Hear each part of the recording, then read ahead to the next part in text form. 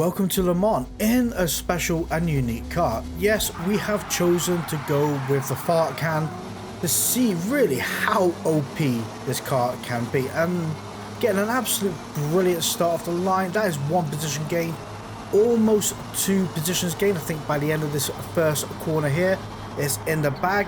There we go, breaking down for turn 2 and get absolutely sent. That is a face of pure disappointment as we're down to P13. Gets a little bit better though. Space Monkey to our left discovers a taking off to the right is really useful in a race.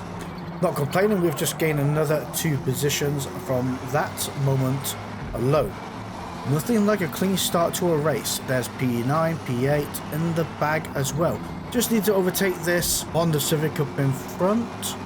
Hopefully we'll be able to rebound a little bit off them, because there is a bit of gap to the cars in front and we can maybe bunny hop our way along. The Veloster is pretty quick in a straight line. I think it's one of the fastest TCR cars on a run, but doesn't seem to be the case right now. The Honda Civic has left us behind.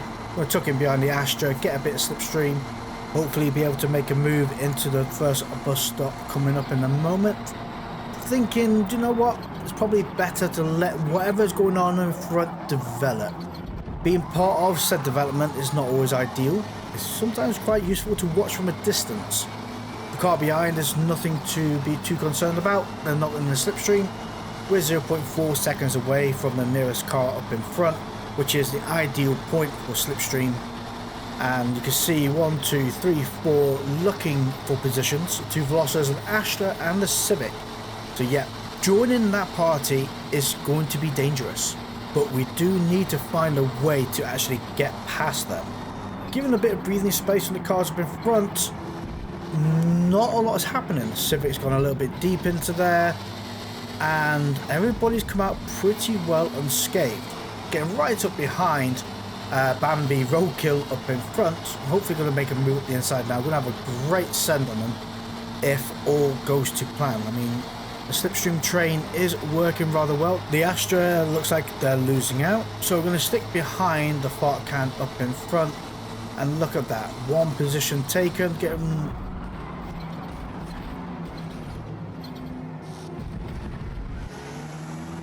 Well, we gained from that. You know, giving space is usually ideal, especially in the corner. Just makes the mind boggle situations like that, and how on earth did they manage that? But I'm not grumbling all that much. We actually gained really well out of all that, and we're right up behind Empire M Sport up in front.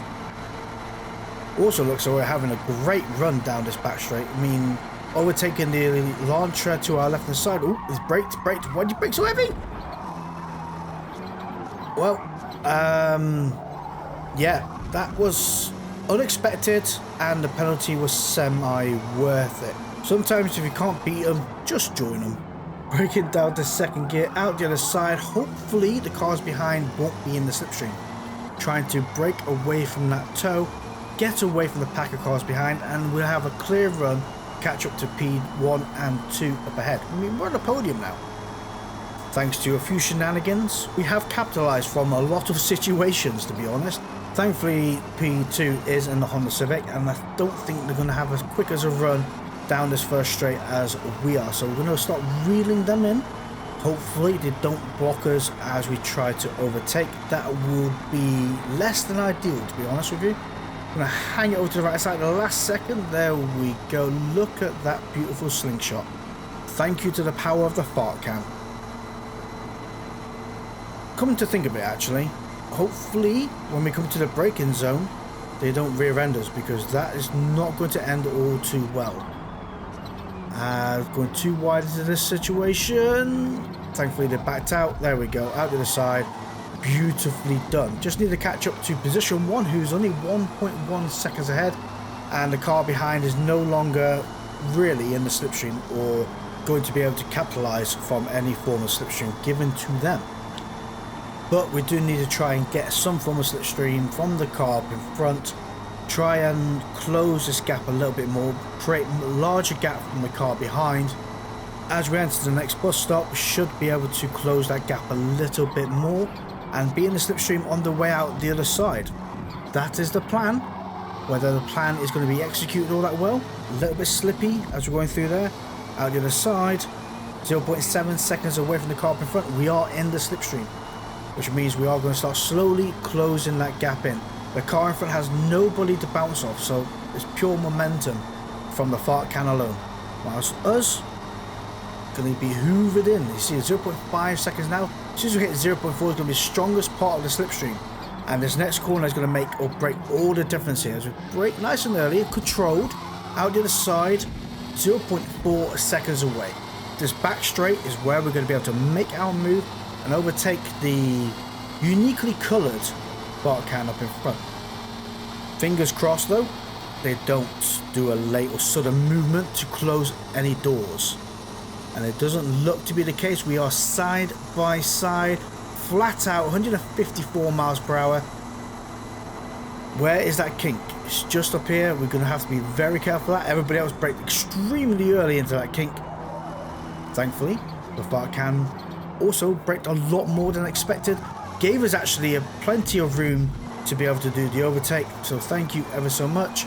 Braking at the second to last sign here. Down the second gear, kissing that curb, and out the other side we go. Maximising the time we have just gained from that one corner alone. We need to try and break the toe from the car behind. So I'm going to slowly bring it over to the right. Kind of trying to snake my way along without making it look too obvious. We have managed to actually break the toe away from the car behind and create quite a large gap within the next lap. 2.7 seconds away from the car behind and 5.9 from the position 3 even further back. Thing is, while the grass looks really green at the moment, we do have to pit. Our medium tyres are about to be worn out and it actually couldn't come at a better time. So we're going to be jumping on soft tyres for the last 2 laps of this race. The problem is, other drivers may well be doing a hard no-stop strategy. Now, I'm not 100% sure whether that is possible at this track. Hard no-stop is a lot to do. This track isn't exactly tyre friendly. Whether it's possible or not, we're going to soon find out, because we're going into the pits in position 1 and coming out the other side there is cars ahead. Coming out of the pits in position 8, position 9. 2 laps to find 25 seconds from the leading car is going to be a monumental feat, but we are on fresh, soft tyres, whilst everybody else is going to be on worn, hard tyres. So, things may develop in our favour, they may also not. Fingers crossed, we're going to send it as much as we can, and hopefully we don't also get chased down by any vehicles behind, because that would be less than ideal. I know it's not massively popular opinion, but sometimes when you come out of traffic it's actually beneficial, because the traffic holds up cars behind, whilst, for example, in this situation, if we're able to catch up to position 6 ahead, we can use the slipstream of that traffic to then rebound onto the next car after that. Just try and use the tools that's given to you, although it may not always be perfectly ideal. I mean, with P6 just ahead of us, we're able to capitalise on their slipstream. They're moving over to the right to let us pass, which is, well, thank you ever so much, my friend. Lovely job. Didn't have to move. There's plenty of road for the both of us, but it's still very much appreciated. As we're to the next braking zone, we're going to brake a little bit earlier, not so heavy, so it's controlled, just in case the car behind does forget that, you know, you brake into this corner. It wouldn't be the first time a situation like that has developed. So yeah, lesson learned the hard way. Up to position 6, P5 being 3.5 seconds away. You can see him in the distance, 2 cars neck and neck with each other. Hopefully be able to make a move on them at any moment. Yellow Blaze rocking a 2.3 second penalty and another Ford Focus in front of that. I don't understand why the Ford Focus has the world's brightest lights at the back. It's actually kind of hard to tell when they're braking because the lights are usually so bright. It's just ridiculous. And I'll tell you what else is ridiculous. That.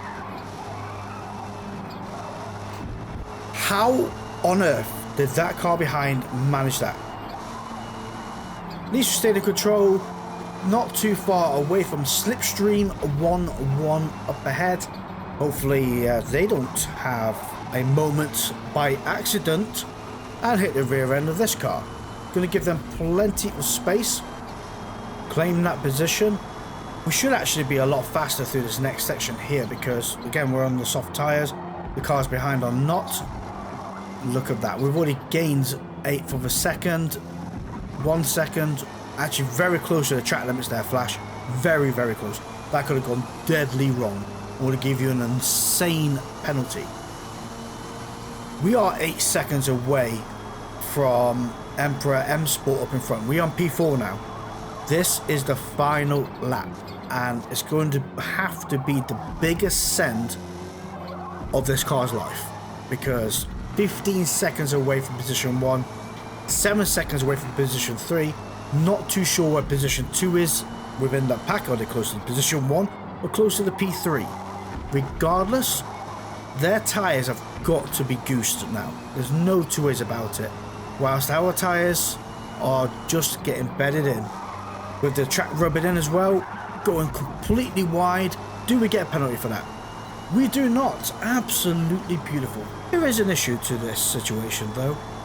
With this track being, I would say, a good 70% of straight line speed, we're not going to be able to reel the cars in as quickly as one would hope. Thankfully, yes, there are bus stops, which is going to be massively ideal, and that's the only places really we're going to be able to gain along this section here. 7.2 seconds away from the car in front, so it looks like P2 and 3 are racing with each other. Thing is, 5.6 seconds away, again by ourselves, no slipstream help. It's going to be all down to the power of this car. 9.9 seconds away from position 1. Bear in mind, they're also rocking a 1.3 second penalty. That's going to be crucial. I really do think it's going to be crucial at the end of this race. Really not long to go. I mean, we're good 30% of the way through this track now. You see everybody going into the bus stop number 2. If we play the cards right, we will gain again massively from the cars up in front. There we have gained an almost 1.5 seconds in that one bus stop alone. 3 seconds away from the cars up in front, 7.3 seconds away from position 1. Goes to show their tyres are absolutely wrecked. But the big question is, are we going to be able to close this time down before we get to the end of this lap? It's going to be so difficult. 2.7 seconds away from the car up in front. Next corner, we're going to be able to close that gap a little bit more. You can see the Honda is braking excessively as we're going through that corner, trying to keep the thing on the track. 0.7 seconds away, 0.6, we're going to have the slipstream on that car up in front. We have the slingshot past them, keep that momentum going as we get into the next corner. Just need to pass them before we get to the kink in the road up ahead, or we may well get chopped off here. It's going to be a close call. Side by side at the moment. You can see the bend up ahead. I can see the lights braking, and thankfully that car did back out, give us that position. Now we're 1.6 seconds away from Emperor M Sport up in front with a 5-second penalty. Wow. That person has been collecting. Forward focus in position 1, Honda Civic right behind him in P2. Hopefully these two do not battle, as that would be less than ideal. They will take up all the track and we will not be able to find our way through, not without, you know, giving them a tactical nudge, or if them two crash, you know, hopefully we won't be part of said crash. Thing is, we're coming up to the next breakers on. Forward focus brakes early. Honda Civic's gone through. I'm looking up the inside of the Honda Civic. Contact has been made. I kind of expected the Honda to actually drag out a little bit wider than what they did, but wasn't the case, and we didn't push them off the track either. Just probably gave them a little tactical bit of going. Look at that. Tyres are actually just about finished as well. About to click onto minor wear. Couldn't get any more perfect timing than that. Towards the end of the race, we have claimed position 1 back. We're still rocking 0.5 second penalty, but personally P2 is 5 seconds, P3 1.3 second of penalties. So that is not going to be a hindrance to us either. Final few corners, just need to make sure we don't get a penalty. If we go over that sausage wrong, beautifully done. Just glided over that sausage, crossing that line 3 seconds ahead from the nearest car behind. How close was that? Absolutely beautiful. We're going to head over to Spa now because that race was very different in its own unique way. But before we get there, I'd like to take a moment out to thank our channel members, which are Andy Go, Sigmatic, Daniel Adams, Crazy 8, AK47 and Spectral Rain. Thank you guys ever so much for supporting the channel. And if you haven't done so already, consider hitting that subscribe button down below. But we are at Spa, starting off the race in position 4. Getting an okay-ish point off the line. Hang it over to the right hand side. Turn 1 is usually a bit messy here, so if we can get through and out the other side in one piece before everybody else, we're into at least a good start of the race, to be quite honest. Side by side to long hair to our left, who was in the Astra, tucking right up behind the Honda Civic up in front. Let's see if we can make it through this next section here in one piece. Oh, I think we bottomed out there. A little bit of a kick from the front end pushed us off the track. Thankfully, no penalty was awarded, but we did lose a position and we may lose more than one as the Astra was kind of looking to make a move. Not going to happen. I'm going to make a move on the Honda Civic to our left, gain P3 back, braking a tad late into this next corner. Nobody was harmed in the making of that terrible braking, and out the other side we go. P3 back in the bag and actually braking away from the cars behind. We'll try and keep up with Ethan 2013 up in front in the Audi. Thing is, depending on what tyre strategy everybody else is on, we've gone for medium tyres. Going to pit halfway through the race, 8 laps, pit at the end of lap 4, give us another 4 laps on medium tyres if things all go to plan. Now, I very much doubt that hard tyres do make it here throughout the course of the race. I think we've tried it once before, it didn't work out. I'm not going to try it again. There will be people possibly doing softer start of the race and then going on to hard tyres the latter part of the race, or even medium tyres and running them on minor wear towards moderate wear. Only time will tell. I don't think you could run 2 sets of softs here though. I'm pretty sure softs were pretty much knackered at the end of lap, well, towards the end of lap 3. We do have a BMS behind us who has been reeling us in at a rather alarming rate, which is obviously less than ideal. I mean, we're doing very well up to now, keeping up with Ethan up in front. Again, not looking to make a move. I don't want to put that car under pressure and I don't want to be battling on lap 1. What we do need to do is keep up with Ethan up in front. That was very close to the track limits flash. Anyway, work together with Ethan and try and get away from BMS behind, but it doesn't look like it's going to be in our favour for this race. Ethan coming out of that corner far quicker than we did, with BMS right up behind us. I don't think we're going to be able to shake him off. I mean, we're literally piggy in the middle here now. 0.7 seconds away from the car in front, 0.7 seconds from the car behind. Turn 1, out the other side. Actually gained a good bit of time. Ethan did go very deep through there. BMS now in the slipstream again. Only this moment up in front will make the difference. If we can make it through here in one piece, we're on to a winning strategy. Oh, see the little kick from the car there? Yeah, that is not ideal. Neither is that.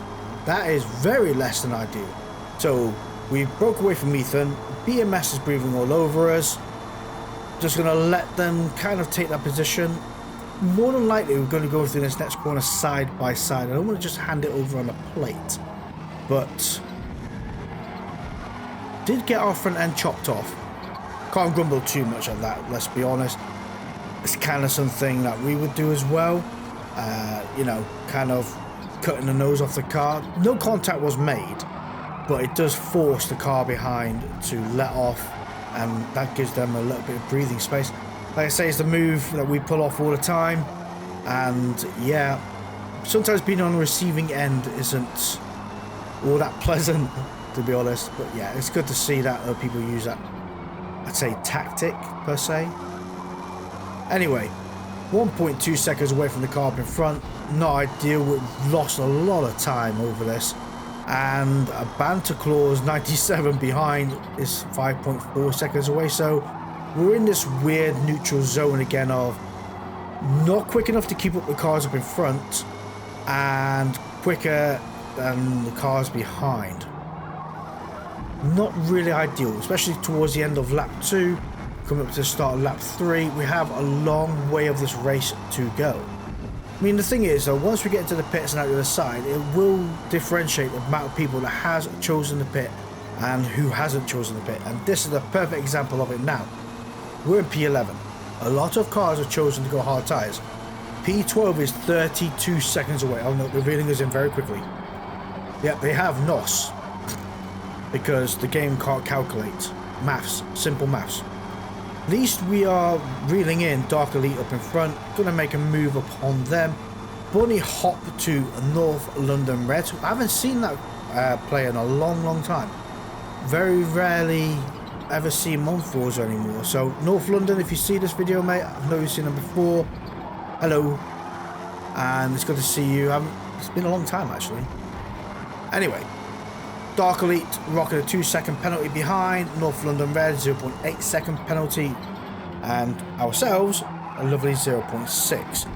At least all these cars are pretty much within throwing distance of each other, so we can bunny hop from North London Red to the Astra, who was ahead of us at the beginning of this race. I think they were P2, weren't they? Yeah. Well, welcome back, Astra. It's been a while. But they're also presumably running hards no stop, or maybe even hards one stop, as they haven't pitted yet. Yeah. Either that or they're extending the medium tyres throughout this lap and then going to jump onto a set of soft tyres later. Probably more than likely that, because the way they cornered there looked like they was pretty much on the limit of said tyres. This is not an ideal way to overtake here. Flash can be a little bit dicey, as you can see, nearly went off the track there. And long hair 06 is still inside. Ooh, very close, but making that move work.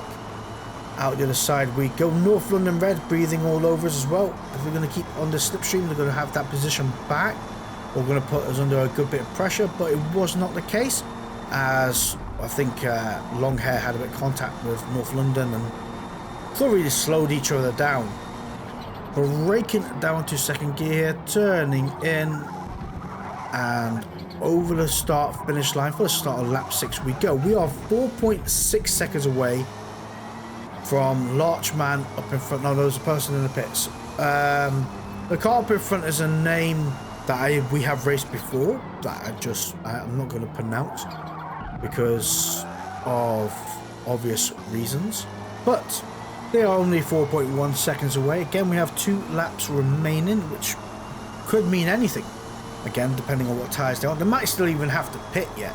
So that will be another 30 odd seconds gained. Ooh, a little bit of funkiness through there, but we have got it down to a T. Let off. It seems to be the way to do it. It actually took us a lap to catch up to this person on our left running in the Lavore, which is a very unusual car you see now because of how underpowered it really is. But for races like this, pretty sure you can make a medium tyres last one stint. Correct me if I'm wrong, but thank you to position 5 with the unique name for letting me pass. That's very much appreciated. Losing a little bit of momentum coming through here due to bottoming out and not wanting to get another penalty. Unique name behind us has managed to reel us in. I do think this car is a lot quicker than theirs, so although they're right behind us, we're not really under much of a threat, unless we forget to brake and fall off the track and crash into a wall and get glued into said wall, because that happens. But credit where credit's due for unique name behind us for taking out the Lavore. Like I say, it's a car that's so underutilized now due to the recent BOP update. Has pretty much crushed any resemblance of what a car used to be. Whether or not it's a positive, down to one's opinion. We are 13.5 seconds away from BMS up in front, which is a mountain of time. So over the course of the 8 laps, we've just been losing a bit of pace on them overall. Not ideal, but we have finished this race off in P4. Position 5 behind has chosen not to pit throughout the whole of the race. They are only 6 seconds away behind us, which again is actually pretty good for said Lavore. Thank you all for watching. See you next time.